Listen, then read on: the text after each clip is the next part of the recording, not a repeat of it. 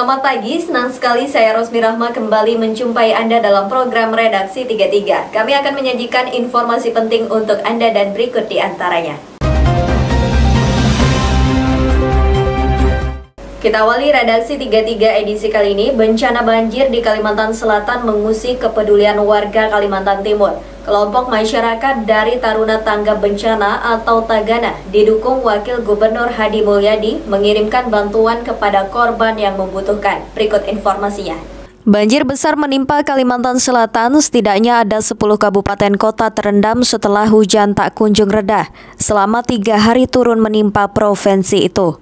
Data yang dirilis Badan Nasional Penanggulangan Bencana menyebutkan banjir di Kalimantan Selatan mengakibatkan 39.549 jiwa mengungsi.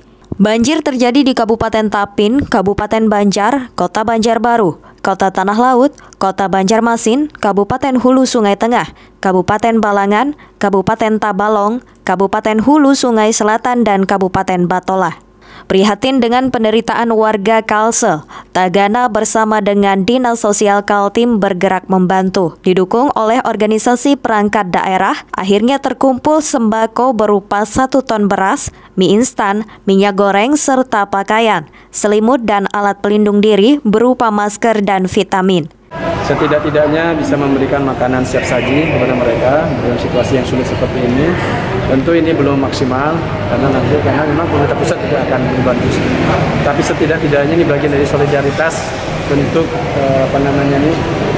gotong royong kita memberikan bantuan kepada. Tim Tagana Kaltim diperkirakan berada di Kalsel selama 7 hari. Tim didukung kendaraan berupa 1 unit truk dapur umum lapangan, 1 unit truk serbaguna, 1 unit mobil rescue double cabin, dan 1 unit motor trail TRC serta 2 unit perahu karet.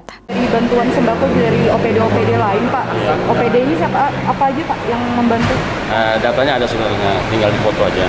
Jadi teman-teman OPD alhamdulillah seperti Dispora itu 50 dos vitamin, paling tidak membutuhkan vitamin. Ada yang memberi bantuan sarung karena memang kedinginan.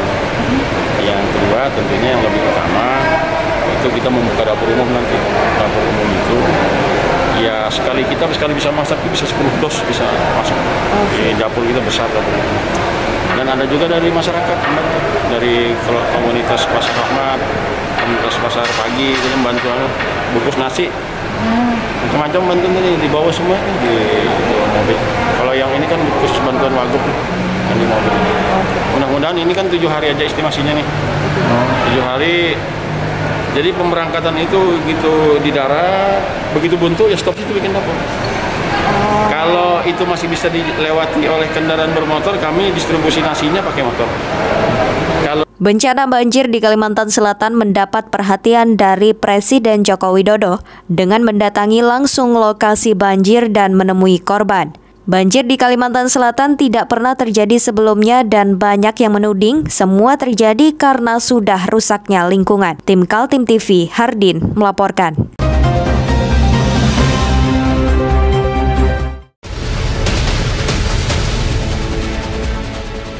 Mari kita memerangi virus corona dengan mematuhi imbauan pemerintah.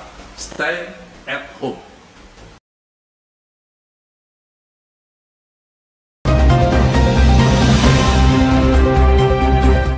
Usai terpilih kembali memimpin Partai Kebangkitan Bangsa Kalimantan Timur, Safrudin menyampaikan pidato politik mengenai target-target partainya pada pemilu serentak tahun 2024. DPW PKB Kaltim merekomendasikan Ketua Umumnya Muhaimin Iskandar maju sebagai calon presiden. Berikut informasinya. Musyawarah Wilayah PKB Kaltim berlangsung di Balikpapan. Sejumlah strategi politik dibahas. Di antaranya merekomendasikan Cak Imin atau Muhaimin Iskandar maju sebagai kandidat Presiden Republik Indonesia tahun 2024.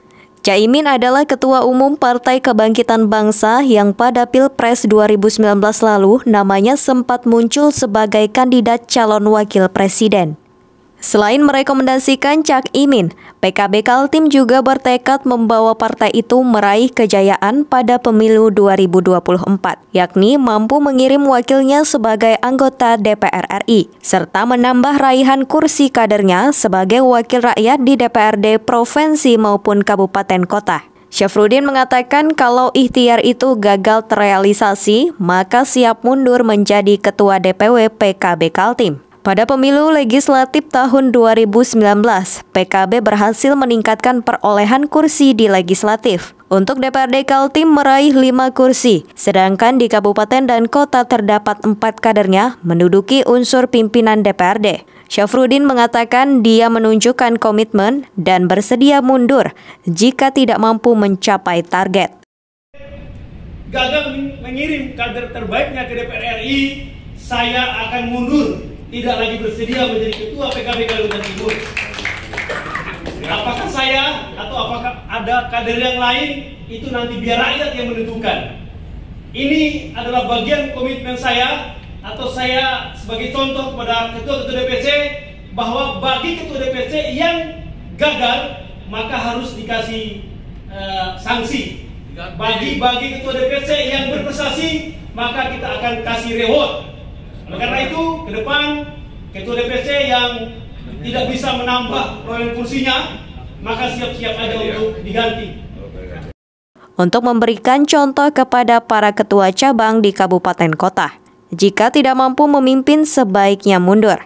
Tim Kaltim TV, Heriman melaporkan.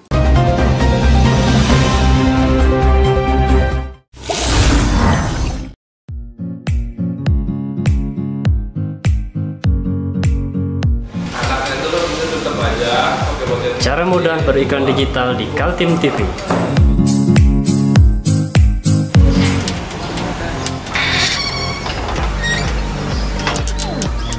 Yang pertama, jadilah sahabat Kaltim TV.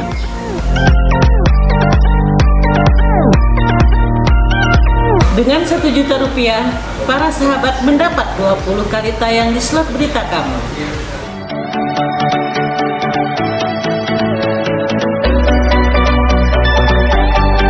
Dengan 20 detik dapat menjangkau 20.000 penonton. Anda beruntung karena mendapat kesempatan perdana dari kami. Ayo jadilah sahabat Kaltim TV.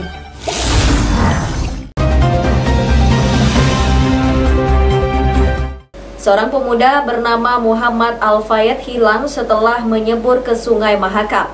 Maksud hati ingin mandi air sungai, namun dia terbawa arus dan hilang.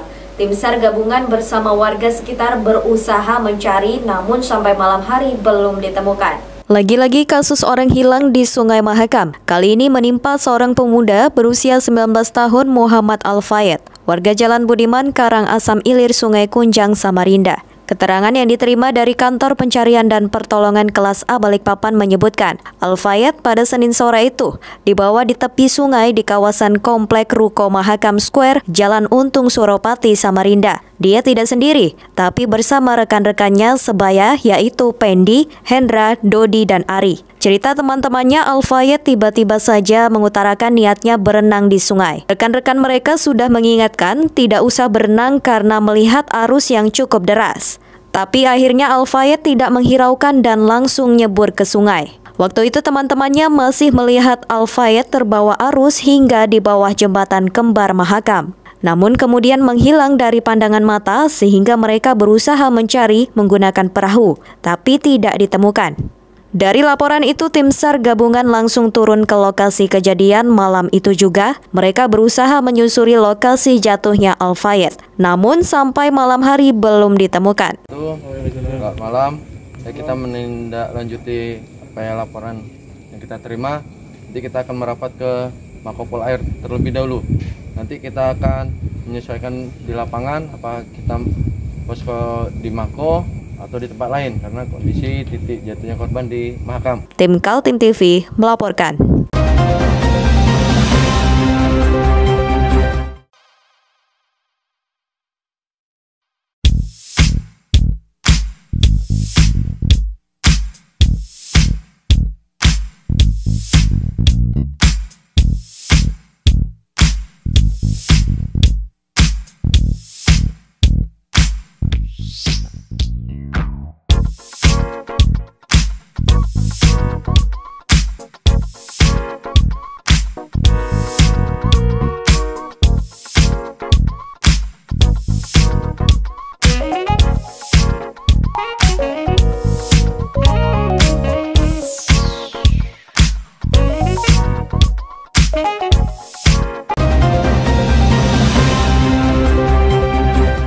punya saham participating interest sebesar 10% di perusahaan migas PT Pertamina Hulu Mahakam. Pemerintah Provinsi Kaltim dan Kutai Kartanegara berhak atas dividen alias keuntungan sisa hasil usaha. Tahun 2019 lalu dividen terbagi 573,3 miliar. Namun sayangnya tak seluruhnya masuk ke kas daerah. Berikut informasinya. Masih ingat nama Blok Mahakam? Itulah sumur minyak yang sekarang diberi nama WK atau Wilayah Kuasa Mahakam. Letaknya di sekitar muara Sungai Mahakam Kabupaten Kutai Kartanegara yang dikenal pula dengan sebutan Delta Mahakam. Tahun 2018 lalu, perusahaan Persero PT Pertamina Hulu Mahakam mengambil alih sumur Blok Mahakam yang sebelumnya dikelola Total EP Indonesia. Pengambil alihan itu menandai dimulainya era kepemilikan saham participating interest kepada Pemprov Kaltim sebesar 10%. Dengan saham participating interest atau PI itu, Pemprov melalui Perusda PT Migas Mandiri Pratama Kutai Mahakam berhak atas dividen sesuai besaran saham 10%. Tahun 2019 lalu, angka pembagiannya sebesar 573,3 miliar rupiah. Namun inilah awal munculnya persoalan karena ternyata dividen yang semestinya masuk ke kas daerah namun tertahan dulu di Perusda.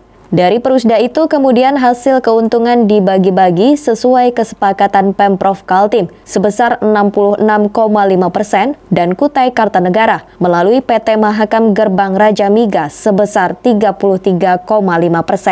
Ada lagi pemotongan untuk gaji-gaji operasional perusahaan. Padahal dividen itu bukan hasil dari kerja perusahaan. Kenapa diaudit? Ini adalah bagian dari tugas kami sesuai undang-undang ya. Undang-undang pemeriksaan pengelolaan keuangan bertanggung jawab keuangan negara, bahwa kami memeriksa itu ada 3 jenis pemeriksaan. Pemeriksaan keuangan, pemeriksaan kinerja, dan pemeriksaan dengan tujuan tertentu. Nah, pemeriksaan partisipasi interest 10% ini adalah pemeriksaan dengan tujuan tertentu. Catatannya apa Pak catatannya Pak? Catatannya ya kami mendorong bahwa pengelolaan partisipasi interest ini agar lebih akuntabel dan transparan. Berarti nggak transparan Pak? Nggak tahu ya. Apa catatannya? Badan Pemeriksa Keuangan Kaltim turun melakukan audit keuangan kepada Perusda penerima dividen Pertamina Hulu Mahakam. Salah satu temuan BPK adalah tidak adanya SOP, standar operasional prosedur, bagaimana mekanisme keuangan hasil dividen. Hal itu menjadi rawan karena uang rakyat bisa saja tidak sampai di kas daerah, tapi digunakan Perusda yang ditunjuk mengelola uang tersebut. Benarkan nggak Pak untuk PI 10% itu untuk gaji direksi Mbak? Direksi MMP? Kalau benar atau salah? Kalau saya ya mungkin mereka bekerja ya untuk saat ini ya mungkin. Tapi kita mendorong yang terkait langsung dengan misalnya kalau anaknya itu kan dia bekerja langsung. Ya. Nanti kita mendorong yang induknya ini, nah itu kita benahi SOP-nya. Itu kita dorong ya jangan kalau dia bekerja langsung. Ya artinya menghasilkan itu PI, ya silakan diberikan apresiasi prestasi. Bisa saja berupa gaji dan lain-lain. Tapi dari MMP yang tidak bekerja langsung jangan dong ya. Kita dorong seperti itu.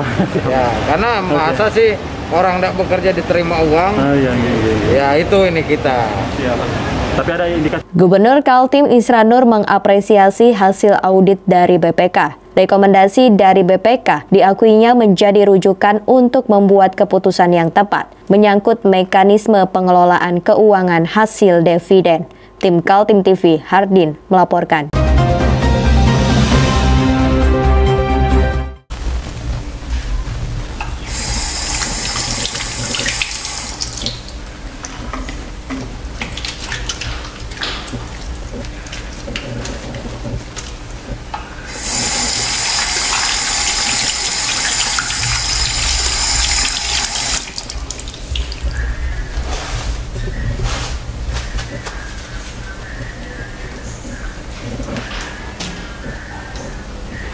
Meskipun di rumah saja, kita tetap selalu menjaga kesehatan, cuci tangan, Menggunakan hand sanitizer.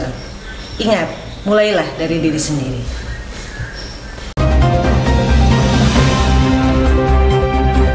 Kita beralih ke informasi selanjutnya. Polres Kutai Kartanegara menggelar kasus pembunuhan berlatar cinta segitiga yang terjadi di daerahnya. Korban bernama Hafiz Azhar meninggal dunia setelah dipukul dan ditusuk senjata tajam oleh rivalnya karena menyukai perempuan yang sama. Berikut informasinya. Terakhir maut. Peristiwanya terjadi di sebuah mes perusahaan yang terletak di pedalaman Kecamatan Muara Kaman, Kabupaten Kutai Kartanegara. Ceritanya berawal ketika Hafiz Azhar terlibat cekcok dengan Afdal Aris Kalnur. Mereka cekcok di WhatsApp lantaran kedua pemuda berusia 21 tahun itu menyukai perempuan yang sama. Sebut saja bernama Ana.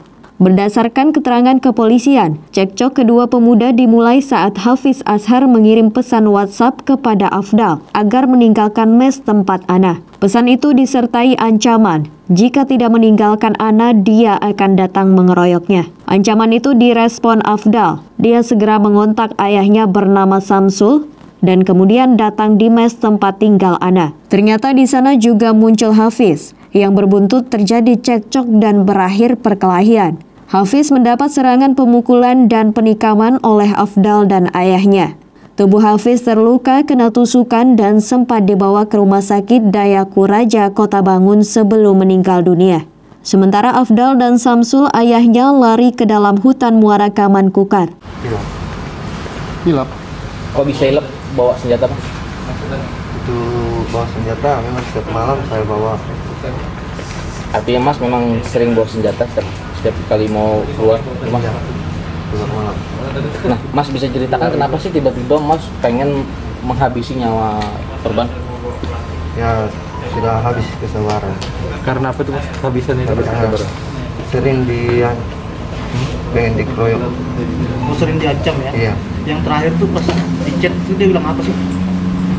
Kalau nggak mau pindah, dia bilang kami main pukul. Pindah dari mana tuh? Pindah kemana? Dari mesnya perempuan itu. Itu pacarnya abang kan? Iya. Berapa lama Bang pacaran, Bang? Ya, nggak lama juga. Kapolres Kutai Kartanegara AKBP Irwan Masulin Ginting mengakui pencarian pelaku mengalami hambatan lantaran pelaku lari ke dalam hutan. Namun berkat upaya bersama dengan Polsek Muara Kaman dan juga pihak keluarga pelaku, akhirnya keduanya berhasil diamankan. Kedua pelaku, ayah dan anak, mengakui perbuatan pemukulan dan penikaman tersebut. Kedua pelaku terancam pasal 170 ayat 2 KUHP dan pasal 351 ayat 3 KUHP dan pasal 2 ayat 1 Undang-Undang Darurat Nomor 12 Tahun 1951. Ancaman pidana tersangka selama-lamanya 12 tahun penjara. Orang tua dan anak. Ini kita lakukan penangkapan setelah 2 hari pencarian. Anaknya masih di bawah atau gimana? Sudah sementara pelaku saudara Abdal ini 21 tahun, sudah dewasa. 2 hari pencarian kemana aja itu dan hingga ditangkap? Setelah kita lakukan interogasi, mereka melakukan lari atau bersembunyi di hutan-hutan di wilayah Muara Kaman. Kemudian mereka kita temukan setelah menyerahkan diri melalui kakak ipar, adik kandung saudara Samsul yang berada di camp, salah satu camp di Tim Kaltim TV, Hardin melaporkan. Demikian Kaltim Update edisi kali ini. Informasi lainnya dapat Anda simak melalui situs website kami www.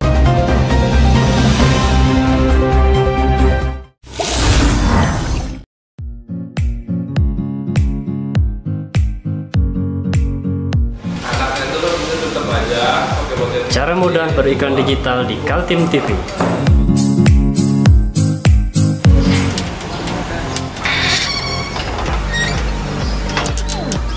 Yang pertama, jadilah sahabat Kaltim TV.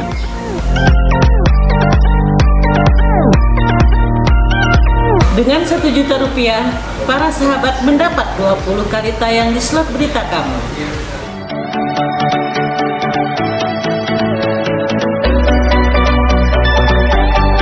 dengan 20 detik dapat menjangkau 20.000 penonton.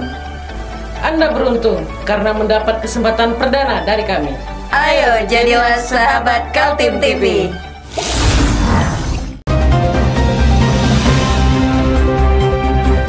Demikian redaksi 33 edisi kali ini. Informasi lainnya dapat Anda simak melalui situs website kami www.kaltim.tv, channel YouTube dan fanpage Facebook Kaltim TV. Jangan lupa untuk selalu patuhi protokol kesehatan. Saya Rosmi Rahma bersama kerabat kerja yang bertugas pamit undur diri. Selamat pagi, selamat beraktivitas dan sampai jumpa.